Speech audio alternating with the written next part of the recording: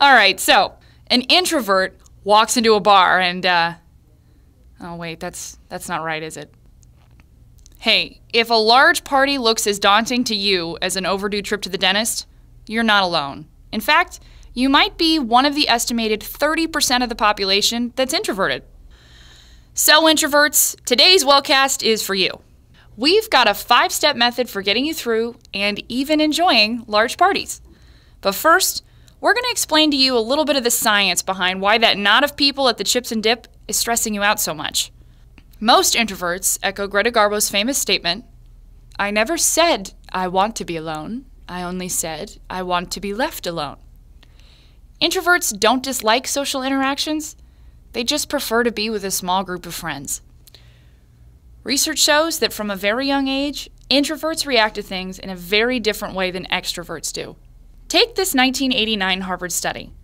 A researcher named Jerome Kagan gathered 500 4-month-old infants and subjected them to a series of unfamiliar situations, such as a balloon popping and the smell of rubbing alcohol.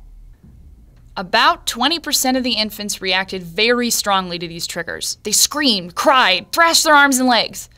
The rest stayed mostly quiet. When Kagan interviewed these subjects years later, he found that most of the children who reacted strongly to the external stimuli turned out to be introverted. So what can we glean from that? Well, the answer lies in the fundamental difference between extroverts and introverts. Psychologist Elaine Aron explained it in a January 2012 Time magazine article. Introverts have a low threshold for external stimulation. They get their nourishment from internal stimulation, reading, thinking, listening to music, and they're drained by external interactions. A lot of people, loud noises, a party. On the other hand, extroverts feed off of these types of situations, and they grow unhappy without them. Because introverts are in the minority, in fact, it's less than a third of the population, they're forced to live in an extrovert's world. They have to go to big parties and make small talk. Essentially, they're forced to do all of the things that drain them on a regular basis. Hey, there are plenty of benefits to being an introvert, and we're not saying that you should change who you are or walk around the party with a scarlet eye on your chest. But because we can't always avoid these situations, we're going to talk about how to handle them with the least amount of stress and anxiety. It's time for our party crash course. We've got 5 steps planned for you. So pause and print this card, and be sure to fill it out before your next party. Are you back? Okay, let's get started. Step 1, plan your escape. Okay, hey, calm down. We're not saying that you're necessarily even going to need it, but just having a tailor-made excuse for leaving in your back pocket will keep your anxiety down. It can be anything from, "Oh, sorry, I have another party that I'm supposed to be at," to, "Oh, I'm really sorry, I got a migraine." Step 2, locate your on-deck circle. All right, so when you walk into the party, the first thing you should do is scan the surroundings for somewhere you can retreat to if things get a little too overwhelming. Hey, this could be a balcony, a bedroom, a hallway, even the great outdoors. Step 3, give yourself a task.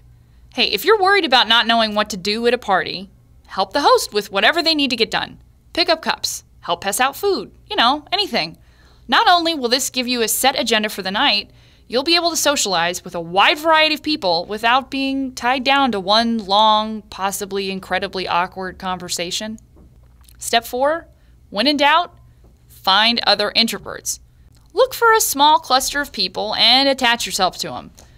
Odds are you'll have a lot more in common with them and a lot more to talk about. Step 5, know when to give yourself a break. If you're too overwhelmed or uncomfortable, use that out that's waiting in your back pocket. It's completely okay to leave the situation, especially if it's not doing anything for you. Also, be sure to plan some alone time the next day so you can recover. Let's recap. Step 1, plan your escape. Houston, we have a problem. Step 2, locate your on-deck circle. Oh, hey, I like your shirt. Step 3, give yourself a task. Corn dog? Step 4, when in doubt, find other introverts. Step 5, know when to give yourself a break. Whew.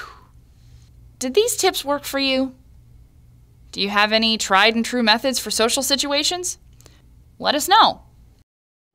Tweet us at WatchWellcast, email us at watchwellcast@gmail.com, or leave a comment down below. We'll see you next time.